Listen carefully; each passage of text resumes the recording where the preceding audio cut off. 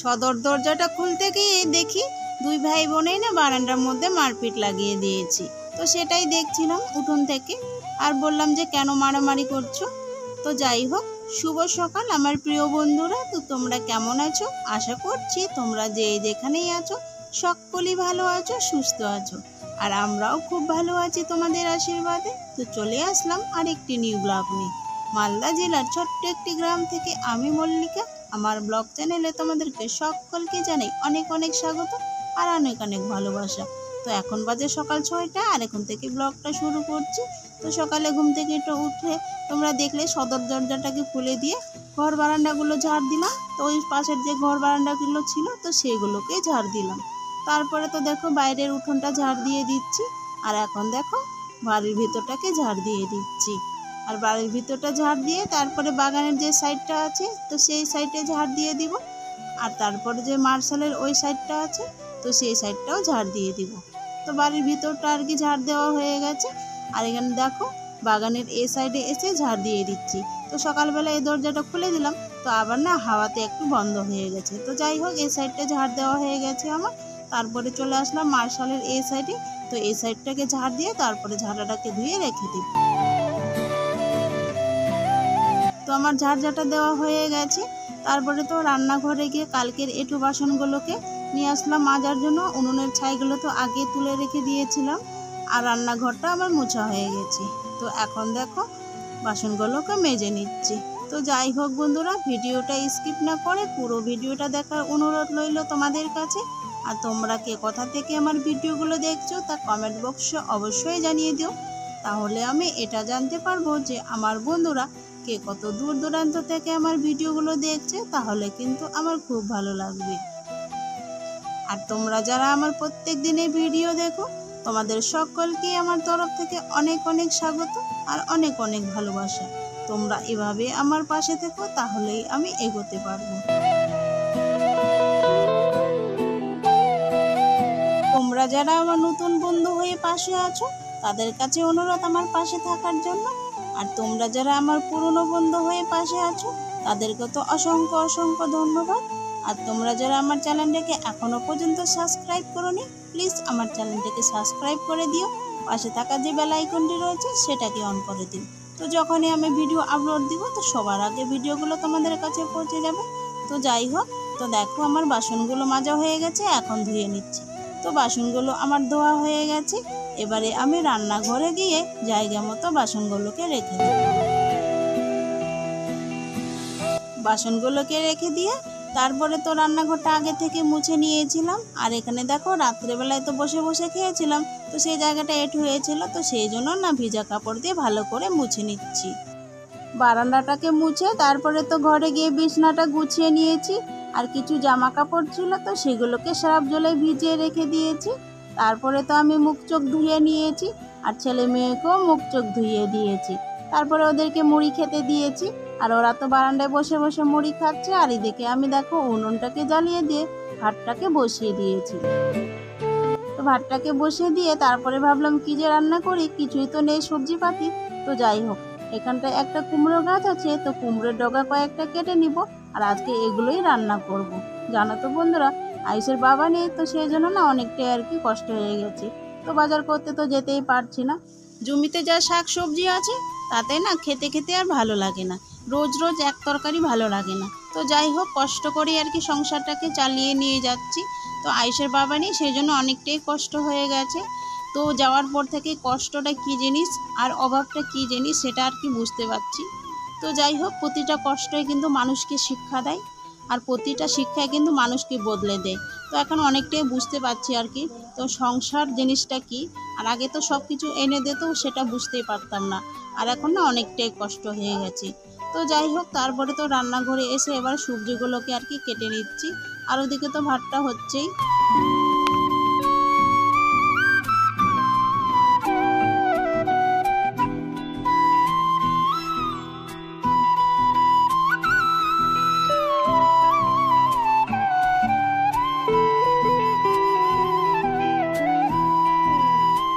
ভাতটা তো আগে হয়ে গেছে, তো ভাতের ফ্যান জলটাকে ঝরিয়ে নিয়েছি, তারপরে তো কড়াইটা বসিয়ে দিয়েছি, আর সবজিগুলো না আগে ধুয়ে রেখে দিয়েছিলাম।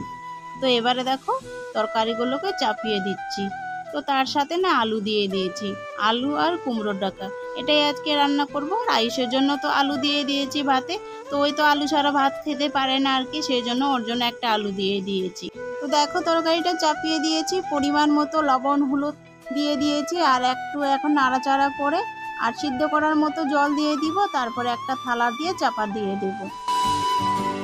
তো চাপাটা আর কি উঠে নিয়েছি, তারপরে তো আদা আর জিরে একটুখানি বেটে নিয়েছি। তো মশলা টশলা দিয়ে ভালো করে আমার কষানো হয়ে গেছে। আর এখন দেখো একটুখানি জল দিয়ে দিচ্ছি। তো মানে মাখা মাখা তরকারি ভালো লাগে না, তো একটুখানি আর কি ঝোল দিলে আর কি ভালো লাগে খেতে আর কি, তো সেই জন্য একটু জল দিয়ে দিলাম। তো দেখো আমার রান্না বান্না হয়ে গেছে। আর এখন পুরো রান্নাঘরটাকে ঝাড় দিয়ে দিব। এই যে কুমড়ো ডগা এগুলো কেটে রেখে দিয়েছিলাম, তো সেগুলো একটা গামলায় তুলে নিলাম, এগুলোকে ফেলে দিব। আর এদিকে না আমার মেয়ে খেতে চলে আসে তরকারি, তো তরকারিটা দেখেই বলছে মাম্মাম মাম্মাম, সেই জন্য না একটা বাটি নিয়ে এসছে খাওয়ার জন্য। তো যাই হোক দেখো রান্নাঘরটাকে ঝাড় দিয়ে দিচ্ছি। তো রান্নাঘরটাকে ঝাড় দিয়ে বাসনপত্রগুলো মেজে ধুয়ে নিয়ে এসেছি, তারপরে দেখো সবাই মিলে ভাত বেড়ে নিয়েছি। আর এখন আমরা ভাত খেয়ে নিচ্ছি। আর এটা তো আমার জন্য নিয়েছি, আয়ুষকে দিয়েছি। তো আয়ুষ কিন্তু আজকে আলু দিয়ে ভাত খাবে না, সেই জন্য না কুমড়োর ডগা দিয়ে আজকে তরকারিটা আর কি দিয়েছি। তো আজকে তরকারি দিয়েই আর কি ভাত খেয়ে নিচ্ছি। তো খাওয়া দাওয়া শেষ করে তারপরে দেখো বাসনগুলোকে মাজতে চলে গেলাম মার্শালের গড়ায়। আর এদিকে তো আমার মেয়ে আর কি পিছু পিছু ঘুরে বেড়াচ্ছে, আমি যেদিকেই যাচ্ছি সেদিকেই ঘুরে ঘুরে বেড়াচ্ছে। আমি বললাম যে এখানে বসে থাকো, আমি বাসনগুলো মেজে নিয়ে আসছি, তো তাতেই আমার পিছন পিছন চলে আসছে। তো দেখো বাসনগুলো মাজা হয়ে গেছে, আর ওই যে ভিজা কাপড়টা নিয়ে আসলাম, তো যে জায়গাটায় আর কি বসে খেলাম তো সেই জায়গাটায় মুছে নিব। আর এদিকে দেখো আমার মেয়েকে একটা ছোট বাটি দিয়ে দিয়েছি। তো আমি বাসনগুলো নিয়ে আসলাম, তো সেই জন্য ওইও নিবে, সেই জন্য বাটিটা দিয়ে দিলাম। তো যে জায়গাটায় তো বসে খেলাম তো সেই জায়গাটায় মোছা হয়ে গেছে আমার। আর এখন ওই কাপড়টাকে ধুয়ে আমি রেখে দেবো। আর এদিকে তো আমার মেয়ে পিছু পিছু ঘুরে বেড়াচ্ছে, আর ভাত খেতে খেতে না ওর প্যান্টটা ভিজে গেছে। তো যাই হোক ওকে স্নান করিয়ে দিব। তারপরে দেখো কাপড়গুলো যে ভিজিয়ে রেখে দিয়েছিলাম, তো সে অনেকক্ষণ ধরে ভিজানো হয়ে গেছে আর ভালোভাবে কাপড়গুলো ভিজে গেছে। আর এখন চলে আসলাম কাপড়গুলোকে কাচার জন্য। তো দেখো কাপড়গুলোকে কেচে নিচ্ছি। আর আজকে কিন্তু বিছনার চাদরটাও আর কি ভিজিয়ে রেখে দিয়েছি। আর কয়েকদিন ধরে তো বৃষ্টি পড়ছিল, তো সেই জন্য বিছনার চাদরটা আর কি ধুতেও পারিনি। আর আইস তো আজকে স্কুলে যায়নি, তো সেই জন্য না ওর স্কুলের ড্রেসটাও আর কি ভিজিয়ে রেখে দিয়েছিলাম।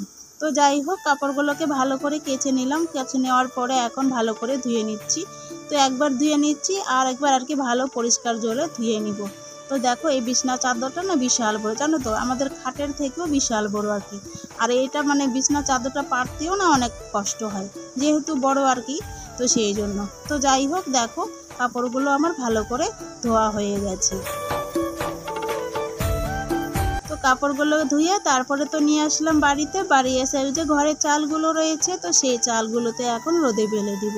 আর আজকে কিন্তু সেরকম রোদ নেই, জানো তো হালকা হালকা রোদ আর কি, দেখে তোমরা বুঝতেই পারছো। আর যেগুলো ছোট ছোট কাপড় তো সেগুলো আর কি ওই যে ঘরের চালগুলোতে দিয়ে দিব, আর বিছনা চাদরটা বাইরে দিব। তো বাইরে আর কি বাঁশ টাঙানো আছে, তো সেইটাতেই দিয়ে দিব। আর বিছনা চাদরটা না চালের মধ্যে দেওয়া যাবে না, যেহেতু বড় আর কি, সেই জন্য আর দিতেও কষ্ট হবে, সেই জন্য। জামা কাপড়গুলোকে মেলে দিয়ে তারপরে তো মেয়েকে স্নান করিয়ে ঘুম পাড়িয়ে দিয়েছি। তো মেয়ে ঘুমিয়ে গেছে। আর এখন আমি যাব বেগুন তুলতে। তো সেই জন্য সমস্ত কিছু গুছিয়ে নিলাম, দুটো বস্তা নিয়ে নিয়েছি, একটা জামা নিয়েছি আর একটা বালতি নিয়েছি। আজকে কিন্তু রোদ নেই, তবুও কিন্তু প্রচণ্ড গরম। তো যাই হোক অনেকক্ষণ ধরেই তো বেগুন তুললাম, 2 বস্তার মতো বেগুন তুলে নিয়ে আসলাম। 1 বস্তা আগেই এনে রেখে দিয়েছি, আর এখন দেখো আরেকটা বস্তা নিয়ে আসলাম। আর আয়ুষ তো বাড়িতেই আছে, আজকে স্কুলে যায়নি, তো সেই জন্য আমাকে একটু ক্যামেরা করে দিচ্ছি। তো যাই হোক একটু জল টল খেয়ে আবার যাব বেগুন তুলতে। তো তারপরে তো আবার জল টল খেয়ে বেগুন তুলতে চলে গেছিলাম। তো দেখো 4 বস্তার মতো বেগুন তুলে নিয়ে আসলাম। তো 1 বস্তা নিচে ঢেলে দিয়েছি। তো সেই বেগুনগুলোকে আমি এখন বেছে বেছে বস্তার মধ্যে ভরে নিচ্ছি, বস্তা না ব্যাগের মধ্যে ভরে নিচ্ছি আর কি। তো যাই হোক একাই আর কি বেগুন তুললাম, অনেকটাই আর কি সময় লেগে গেল। আর মেয়ে কিন্তু ঘুম থেকে উঠে গেছে, উঠে কিন্তু খেলা শুরু করে দিয়েছে। আর এদিকে দেখো আমার বেগুনগুলো বাছা হয়ে গেছে, তো সব কিছু রেডি করে দিয়েছি আর কি। আর বারান্দাটা এখনও ঝাড় দেয়নি। তো যাই হোক আর এদিকে দেখো লাল শাকগুলো যে আমাদের জমির মধ্যে আছে, তো সেইগুলোকে কিছুটা কেটে এনেছি। আর এখানে কুমড়োর ডগা আছে, সব কিছু রেডি করে দিয়েছি। তারপরে তো আমি স্নান করে নিয়েছি, আর বারান্দাটা তো ঝাড় দেওয়া হয়নি। কারণ কি বলো তো, ওই যে বস্তা ব্যাগগুলো ছিল সেই জন্য ভাবলাম যে একবারই আর কি ঝাড় দিয়ে দিব। আর এখন তো সবাই চলে গেছে হাটে, আর বারান্দাটাও আর কি ফাঁকা হয়ে গেছে, তো সেই জন্য আগে ঘরগুলো ঝাড় দেওয়া হয়ে গেছে। আর এখন দেখো বারান্দাটাকে ঝাড় দিয়ে দিচ্ছি। এই পাশে ঘর বারান্দাগুলো ঝাড় দেওয়া হয়ে গেলে ওই পাশে ঘর বারান্দাগুলো ঝাড় দিয়ে দিব। সমস্ত ঘর বারান্দা ঝাড় দেওয়ার পরে উঠোনটাও ঝাড় দিয়ে দিয়েছি। আর সকালবেলায় যে কাপড়গুলোকে রোদে মেলে দিয়েছিলাম, তো সেই কাপড়গুলো তো তোলাই হয়নি। আর এখন দেখো আমি কাপড়গুলোকে তুলে নিচ্ছি। কাপড়গুলোকে তুলে ঘরে রেখে দিয়েছি। তারপরে দেখো সকালবেলা যে সবজিটা রান্না করেছিলাম, তো সেই সবজিটাকে এখন গরম করে নিচ্ছি আর কি। আর গরম না করলে না গন্ধ হয়ে যাবে, তো সেই জন্য আর কি এখন গরম করে নিচ্ছি।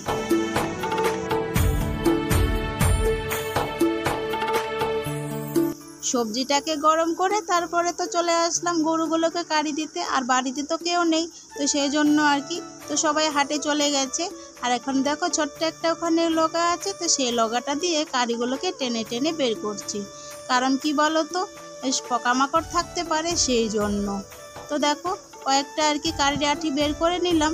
আর এখন ওগুলোকে খুলে আমি গরুগুলোকে দিয়ে দিব। আর আজকে না বেগুনগুলো কাটাই হয়নি, তো ওগুলো আর কি কাটতে দেরি হবে, আমার তো কাজগুলো শেষ হয়নি, সেই জন্য এখন কাড়িগুলোই দিয়ে দিচ্ছি। তো আরও কিছুটা নিয়ে আসলাম, এ পাশে বাছুরগুলো আছে, তো সেইগুলোকে আমি এখন বাছুরগুলোকে দিয়ে দিচ্ছি। আর আজকে তো বিছনাটা রেডি করাই হয়নি। আর আজকে মেয়ে না সকাল সকালে ঘুমিয়ে গেছে, তো ভাবছিলাম যে আয়ুষকে পড়াতে বসাবো, তাতেই তো কারেন্টটা চলে গেল। আর তাতেই ওরা কিন্তু ঘুমিয়ে পড়েছে, সেই জন্য না দেখো মেঝেতে কাঁথা মেলে শুইয়ে দিয়েছি। আর এখন আমি বিছনাটাকে পেতে নিচ্ছি। আর এই বিছনা চাদরটা না বিশাল বড়, পাততে না অনেকটাই কষ্ট হয় জানো তো, মানে খাটের থেকেও বিশাল বড় আর কি।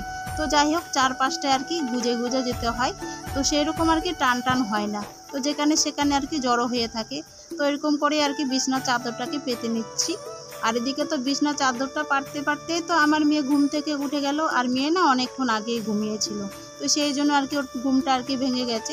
তো তাড়াহুড়ো করে তো বিছনা চাদরটাকে পেতে নিলাম। তারপরে আয়ুষকে বললাম যে তাড়াতাড়ি করে বালিশগুলো দাও আর কি। আর এখন দেখো আয়ুষ আর কি বালিশগুলোকে দিয়ে দিচ্ছে। আর এখনও কিন্তু না কি ওই আসেনি হাট থেকে জানো তো। তো আমরাই আর কি আছি। তো যাই হোক আজকের ব্লগটা এখানেই শেষ করছি। তো তোমরা সবাই ভালো থেকো, সুস্থ থেকো। তো সবাইকে টাটা।